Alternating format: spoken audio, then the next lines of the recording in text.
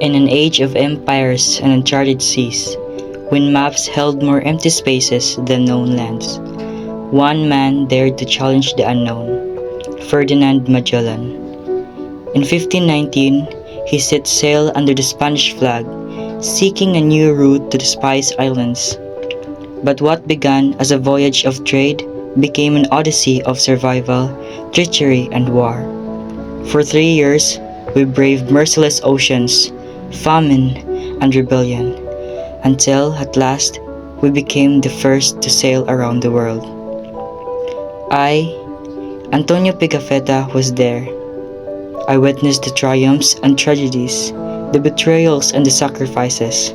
And now, I tell you the true account of Magellan's great voyage, the first circumnavigation of the world.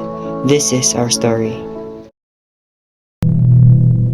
In the year 1518, a Portuguese navigator, Ferdinand Magellan, stood before the young King of Spain, Charles I.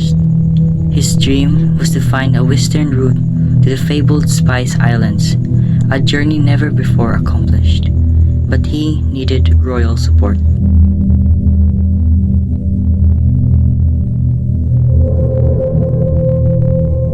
You propose sailing west to reach the Spice Island.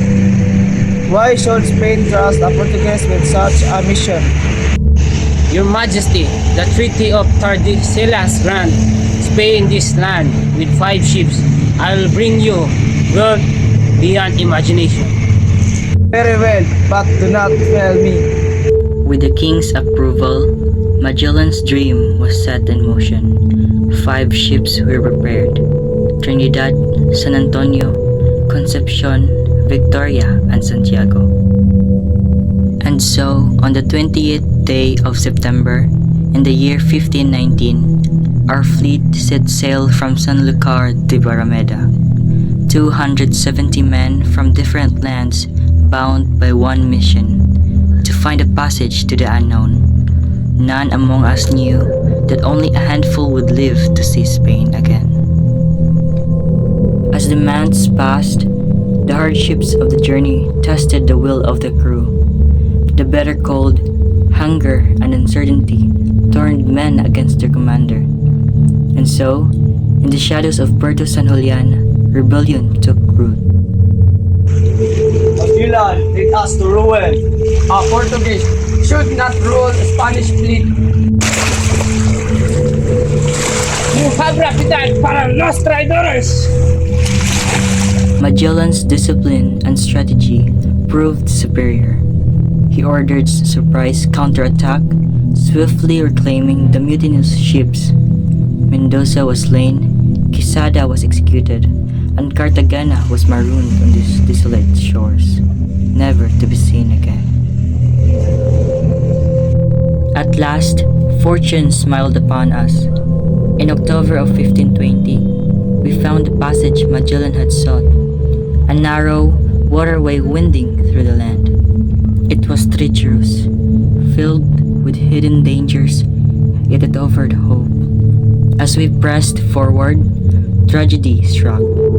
The San Antonio, our largest ship, turned back without warning. Her captain, unwilling to face the unknown, with one less vessel, we sailed onward into the great and endless sea. We had entered the vast ocean that Magellan named Mar Pacifico, the peaceful sea. But there was nothing peaceful about what awaited us. The journey was longer than we had imagined.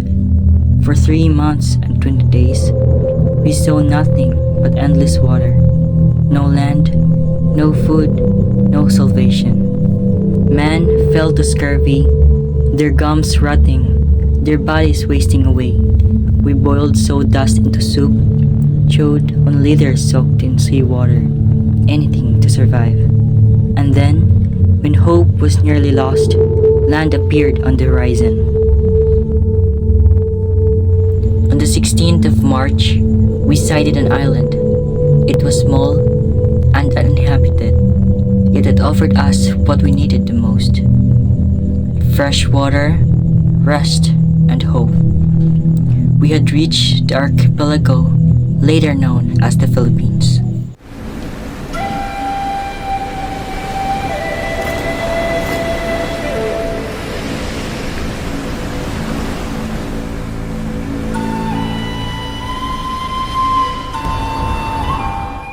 Unsa may tuyo sa inyong pagkaridinhi? The great Raha asked why you have come, Captain. I offer the friendship of great King of Spain, and I bring to you the word of God, the one true of faith. Ang akong kapitan, si Kapitan Magellan, nagdala og panaghigalaay gikan sa hari sa Espanya ug ang tinuod nga pagtuo. Kung kini makadala og kalinaw ug paghiusa sa among katawhan, among dawaton. Through Enrique, we spoke with Raha Humabon, the ruler of Cebu. Magellan saw an opportunity not only for trade but for faith. He sought to bring the light of Christianity to these lands. With these baptisms, Cebu became the first Christian kingdom in these islands. But Magellan's faith in his mission led him to his greatest mistake.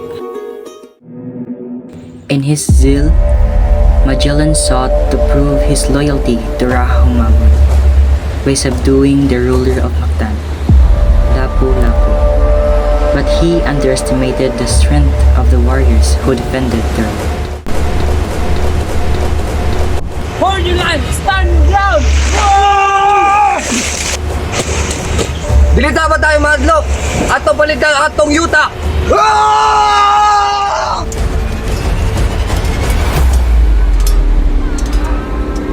Magellan fought bravely, but the warriors of Mactan were relentless. Surrounded, wounded, and outnumbered, he fell at last to the spears of Lapu-Lapu's men. Thus, our captain met his tragic end. The man who had led us across the world, who had braved the unknown, was lost to the waves of Mactan. With Magellan gone and many of our men lost, we pressed on, guided now by Juan Sebastian Elcano. At last, we reached the fabled Spice Islands, our goal from the very beginning. You have traveled far. What do you seek? We seek trade for spices. We were at last rewarded for our trials. The spices we gathered would make kings rich. With heavy hearts, we left behind Trinidad and many of our comrades. The Victoria, under Elcano's command, set sail for Spain, braving the vast unknown once more. 3 years after our departure, we returned to Spain. Our numbers reduced to a mere 18. We had lost friends, endured storms, starvation, and battle. But we had done what no one before us had achieved. We had circumnavigated the world.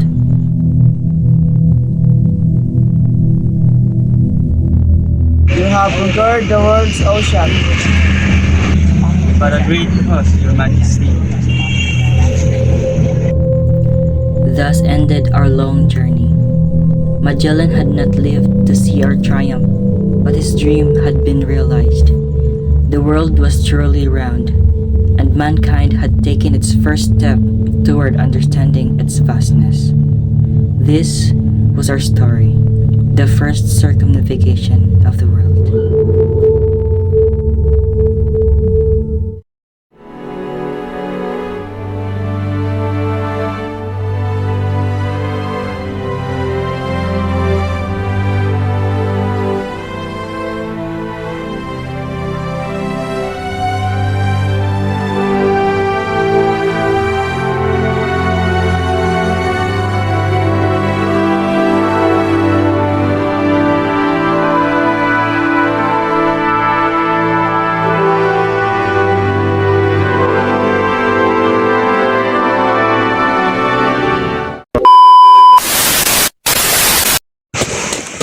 Dilita ba tayo madlok?